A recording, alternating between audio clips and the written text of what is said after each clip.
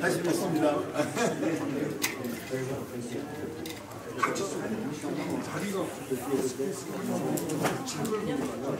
Oh yes, yes, I saw him. Yeah, yeah. I said, and unions, and also they were not nice. Take care of them. Why?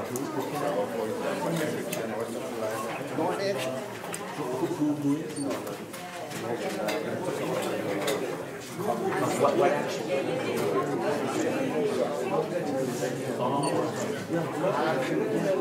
Now we cannot go to North Korea, so that's one point. He's a U.S. citizen, so that's right. But they don't allow him. I think they're not allowed. I think so.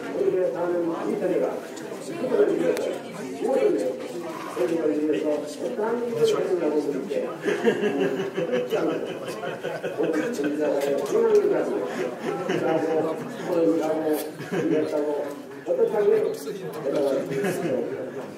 I don't know about that. Really. He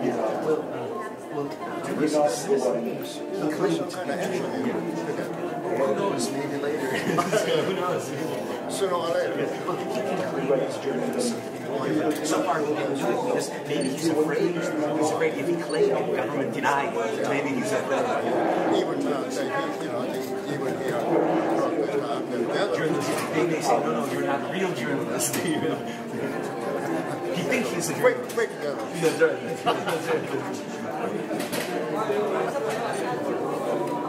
And why they, that kind of people speak rowdy? Because the real journalists, like you, cover every event, but he only cover jungle. That's right. That's right.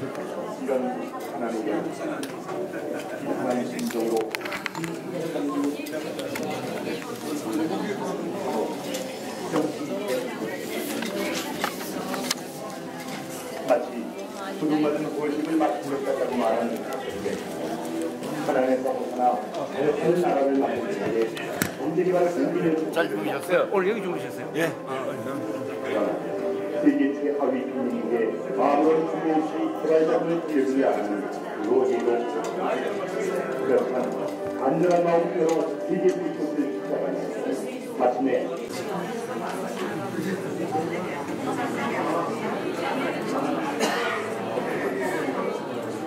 시간이 다 된 것 같아서 행사를 시작하도록 하겠습니다. 뭐 서두신 분이 안 되신 것 같으니까 먼저 국회에 대한 경례를 하려고 하니까 모두 일어서 주시기 바랍니다. 국회에 대한 경례.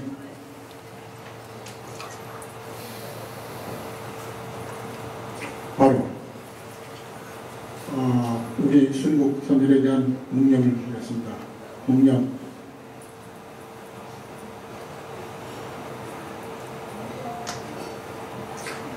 바로 예, 제가 간단하게 인사 말씀.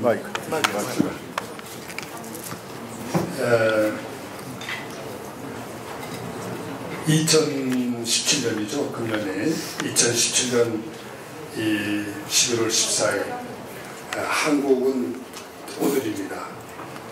여기는 13일이지만 이 날은 보통 날이 아니죠. 박정희 대통령께서 탄생하신 지 바로 100년이 되는 그런 특별한 날입니다. 사실 그 박정희 대통령에 대한 평가가 많이 다른 것은 알고 있습니다만 적어도 여기에 앉아 계신 연세가 그래도 50이 넘으신 분들이라면 아마 지금 제가 이야기하는 말에 많이 공감하실 줄로 믿습니다. 대한민국의 역사를 조금이라도 아시는 분들이라면 제가 하는 이야기에 많이 공감해 주시라고 믿고 제가 말씀을 드리겠습니다. 2000년 동안 중국 대륙의 동쪽 끝에 붙어서 척박한 반도 땅에서 게으름과 가난을 숙명으로 알고 살던 우리 한국 민족에게 하면 된다는 자신감을 심어주어서 선진국이 100여 년에 걸쳐서 겨우 이루는 산업화, 공업화를 단 10여 년 만에 이룩하는 한강의 기적을 만드신 분 아닙니까? 우리 민족의 역사를 새로 쓰신 이 위대한 민족의 영웅, 후국의 영웅이 태어나신 지 100년이 되는 이 날을 맞아서 그냥 지나갈 수가 없어서 제가 오늘의 이 행사를 한번 만들어 보았습니다. 다행히 멀리 한국에서 조갑재 선생님 또 문창극 선생님 두 분이 와주시고 또 일본에서도 니시오카 쯔토무 선생님 와주시고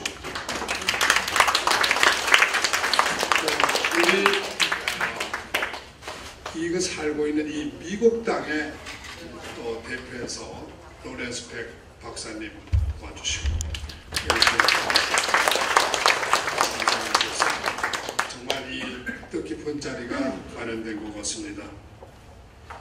이번 심포지엄의 주제는 제가 Nobody's Korea, 한국 어디로 가나 이렇게 한번 정해봤습니다.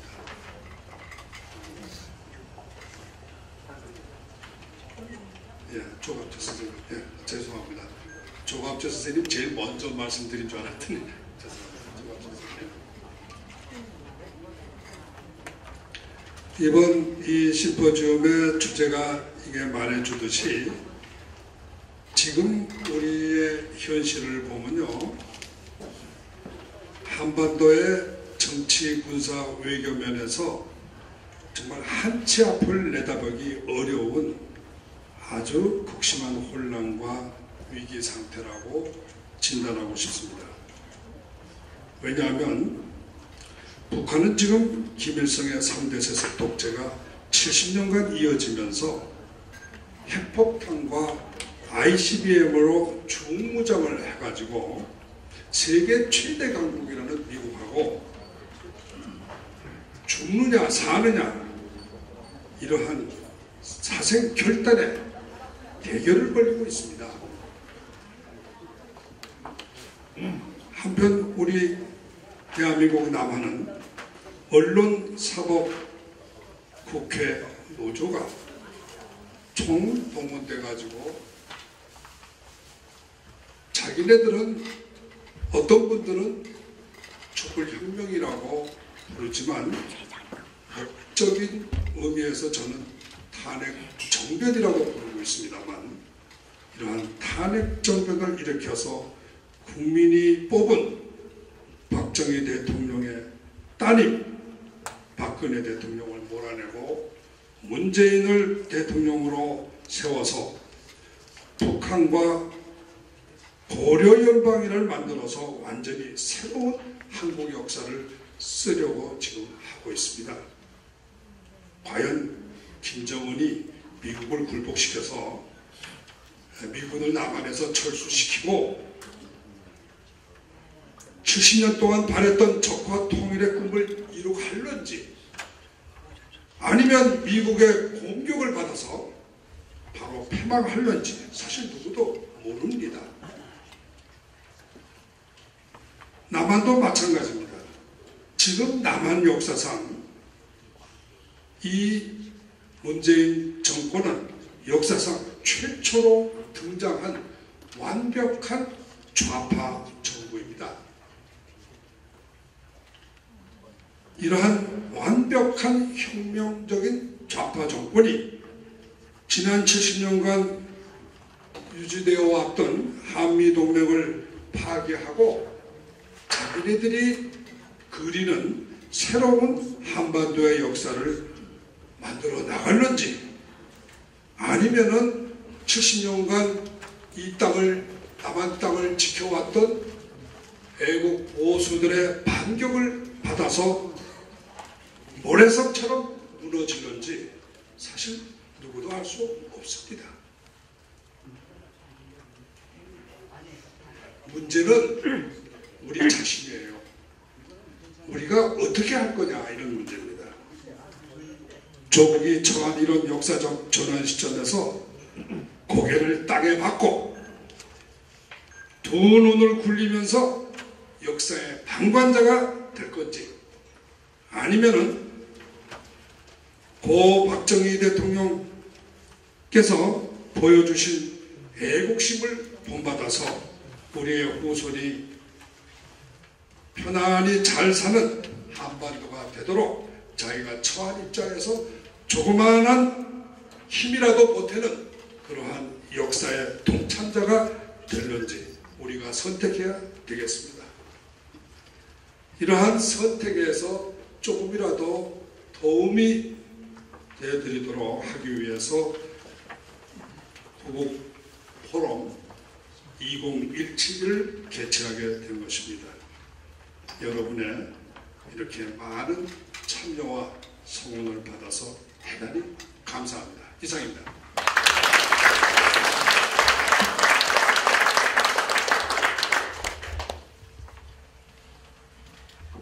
그럼 다음으로 지금 적들은 몇 가지 특징이 있습니다. 이걸 잘 보시면 제가 이걸 여러 번 분석을 해봤어요.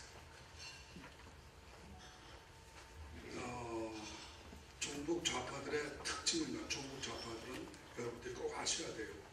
우리들보다 훨씬 더 된 사람들입니다. 꼭 알아줘야 돼요. 1대1로 절대로 못 이깁니다.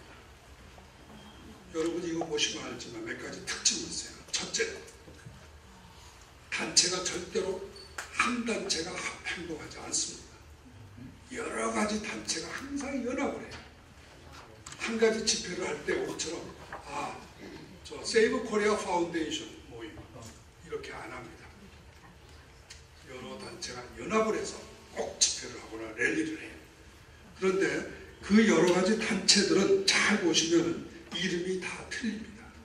그리고 사용하고 있는 로고가 다 틀리고 그 컬러가요, 옛날에 빨간색이 중심이었지만 요즘은 안 그렇습니다. 노란색, 파란색도 많이 쓰고 있어요. 심지어는 그린색을 많이 쓰고 있어요. 그래서 모든 컬러를 다 망라했어요. 우리 보수들이 쓸 컬러가 없어졌어요. 두 번째는 이름이, 좋은 이름은 다 모았어요. 민족, 진보, 평화, 통일, 뭐든지 여러분들이 생각할 수 있는 모든 좋은 이름은 저 사람들이 다 점령했습니다. 문화, 지시, 뭐든지 다 가지고 있어요. 정말 오늘 아무거나 빼면 다 나와요. 카드가. 그거를 다 모아서 같이 하기 때문에 특징이, 이렇게 하면 어떤 전략적 이점이 있느냐 아시잖아요. 모든 사람들이 다 그 중에 어느 하나에는 자기가 소속이 됩니다. 그리고 거기에 어떤 공감대가 있어요. 나는 이건 싫은데, 나는 공산당은 싫어. 그런데 민족주의를 좋아. 그러면 그 사람은 민족당에 들어가고 민족단체에 들어가면 돼요. 나는 평화통일이 좋아. 평화당에 들어가면 돼요. 누구한테나 어떤 사람도 다 잡아들일 수 있는 다양한 상품을 가지고 있어요. 보수는 거기에 비해서 비교를 해보세요. 우리가 얼마나 후진적이고 우리가 얼마나 개발이 안 돼 있는지. 우리가 쓰는 이름 보세요. 보수. 이 사람들 보수, 자기네들 진보라고도 안 해요. 좀 있으면 이 사람들이 보수라고 할 거예요. 보수단체 만들 거예요. 우리는 애국, 한 가지 우리가 딱 점령하고 있는 거 하나, 애국밖에 없어요. 이 사람들이 안 쓰고 있는 게 애국이에요. 태극기예요. 그거 빼놓고 다 쓰고 있어요. 지금 우리가 남아있는 건 애국밖에 없어요. 누구야 자꾸 전화.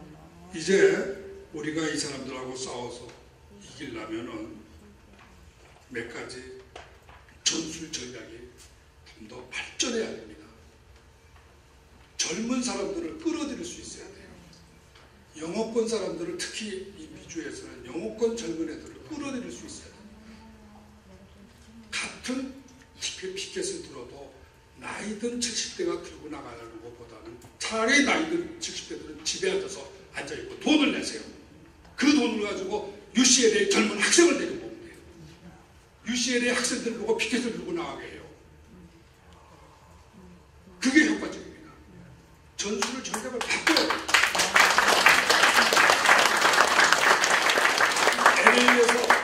LA에서 저 사람들이 모이는 집회를 한번 가보세요. 연령층이 다양합니다. 젊은 애부터 시작해서 우리는 모두가 70대 나가서 안 돼요. 그러면 누가 들어옵니까? 보수가 진보를 잡으려면 진화돼야 돼요. 우선 나이 드신 분들이 너무 무리해서 태극기 집회에서 나가서 이거 자꾸 이렇게 몸 상하지 마시고 돈을 내세요. 그 돈을 모아서 젊은 애들을 키웁시다. 그 길이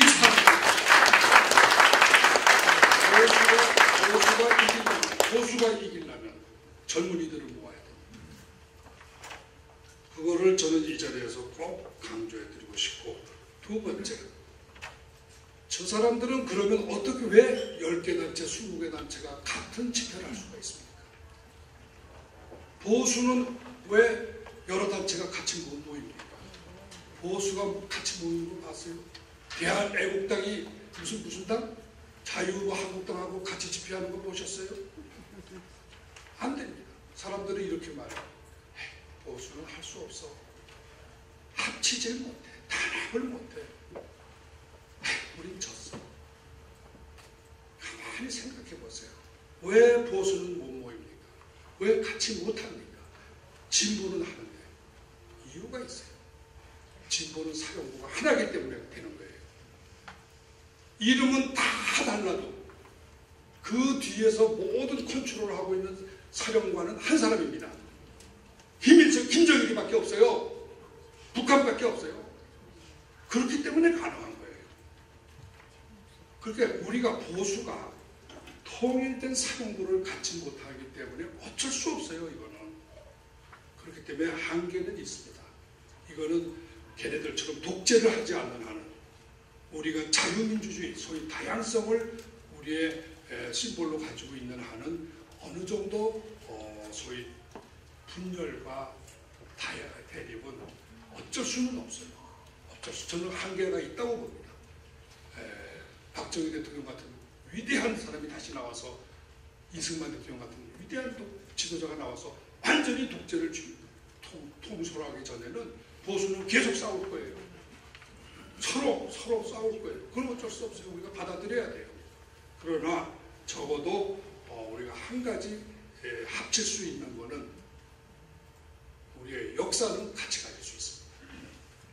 이승만, 박정희라는 죽은 사람은 우리가 쇠화할 수가 있어요. 그래서 저는 보수가 합치려면 절대로 살아있는 정당 가지고는 단합할 수 없다. 역사를 가지고 단합해야 된다. 그는 이승만과 박정희입니다. 역사입니다.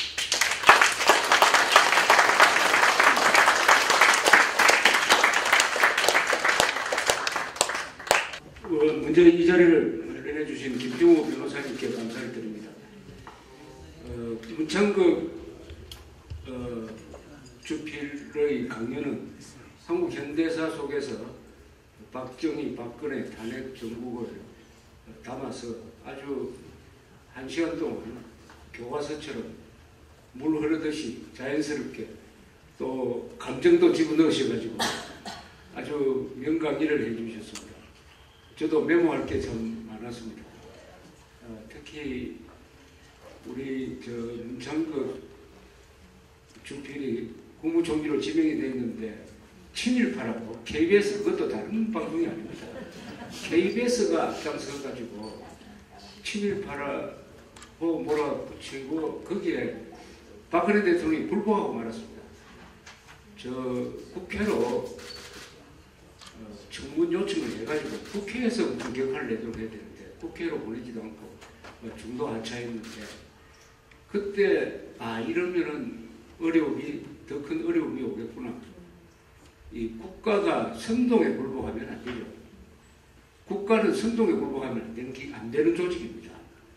다른 사람들은 뭐 힘이 없으니까 선동에 굴복하지만 국가라는 조직은 막강한 공권력과 선전 기구가 있는데도 말도 아닌 선동에 허무하게 굴복하는 것을 보고 이게 위기가 오겠구나 하는 것을 그때 저는 직감을 했습니다. 그게 2014년인데 그런데 그 KBS가 지금 문재인 대통령 입장에서 보면은 그 KBS도 눈에 안 차는 거예요. 독립운동 후손을 친일파로 몰아가지고 낙마시킨 그런 KBS도 눈에 안 차는 겁니다. 그보다 더 해야 된다. 그러니까 그 KBS와 MBC를 지금 저런 식으로 장악하겠다고 공유병과 공권력이 결탁이 돼가지고 상당히 MBC는 이미 끝났습니다. 그런 일들이 벌어지고 있습니다. 우리 문주일께서 좋은 강연을 하시는 바람에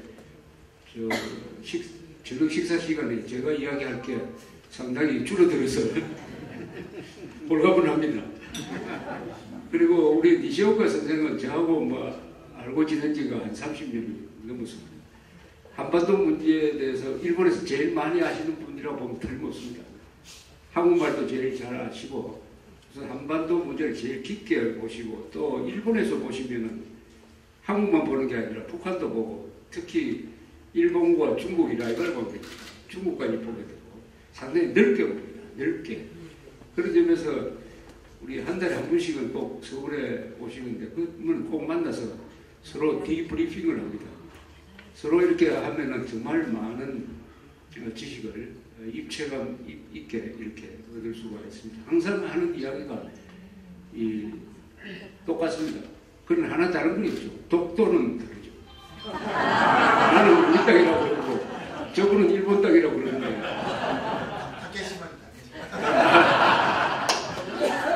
그 하나 문제 빼고는 다 똑같습니다. 근데 한국에서 독도가 일본 땅이라고 말하는 사람 만나본 적 있습니까? 일본에서 독도가 일본 땅이 아니라고 하는 사람 만나기도 어렵습니다. 그리고 독도는 우리가 갖고 있습니다. 우리가 갖고 있으니까 느긋하게 있으면 되는데 이명박 대통령이 잘한 게 참 많은데 2012년 퇴임 직전에 우리 땅이 독도에 가서 뭐 자랑할 거 있습니까? 그리고 천황에 대한 다소 부적절한 말은 이것 때문에 한일 관계가 나빠지고 박근혜 대통령이 그 노선을 이어받아가지고 한 3년 동안 친중 반일로 보이는 그런 노선을 취한 것도 사실은 이 탄핵 사태에 간접적인 원인의 하나라고 생각합니다. 그리고 로렌스 팩 선생은 한국에서 한 번 뵀는데 그동안에 많은 정보를 한국 쪽으로 전해주셨는데 아까 열띠게 강연하는 걸 듣고 여러분들이 다 웃으시대요. 사실은 웃어야 맞습니다. 이런 코미디가 어디 있습니까? 아니 문명세계에서 김일성도 만족하지 못하고 그 아들까지 충성을 하고 그 손자까지 3대에 걸쳐서 충성을 바치는 자들이 입만 벌리면 민주주의, 민족, 평화, 진보 이런 걸 이야기해도 감옥에 가지 않고 있다는 게 이게 자유의 방종인데 말이죠. 그 현장을 딱 보니까 무슨 좀비 영화 보는 것 같지 않습니까? 좀비죠. 어떻게 저럴 수가 있습니까? 아니 그러면은 유대인 중에서 히틀러가 좋다고 해가지고 작당을 해가지고 히틀러를 반대하는 무슨 이스라엘 수상 타도하자 이러면 됩니까? 어떻게 되겠습니까? 그러니까 세계에서 이 종북 현상은요, 이 정신병입니다. 광신입니다. 이거 정치적으로 접근하는 방법도 있겠는데 심리학적으로 접근하면은 여기에 인간이 가지고 있는 신면의 그 아주 어두운 거 있지 않습니까? 인간 신면의 어두운 면이 있죠. 그 어두운 데는 뭐가 있느냐? 악마가 있습니다. 악마적인 면 바로 공산주의가 인간이 가진 가장 어두운 면에 딱 초점을 맞춰가지고 거기에 맞는 논리를 딱 갖다 대버리면 사람이 멀쩡한 사람이 미쳐가지고 가족들 죽이고 이웃 죽이고 하는 것을 이것은 혁명을 위한 일종의 성전이다. 이렇게 자기를 최면하면은 이거는 망가져버립니다. 종북은 영혼이 망가진 인종입니다. 종북은 영혼이 망가진 사람이에요. 사람이 손발 망가진 건 괜찮습니다. 그리고 마음이 좀 망가져도 이걸 치유할 수가 있어요. 영혼이 망가지면 안 됩니다. 그러니까 남북한의 대결은 옳은 영혼을 가진 사람과 악마에 사로잡힌 영혼 간의 대결이죠. 궁극적으로는 이게 여기 뭐 종교를 가시든 안 가시든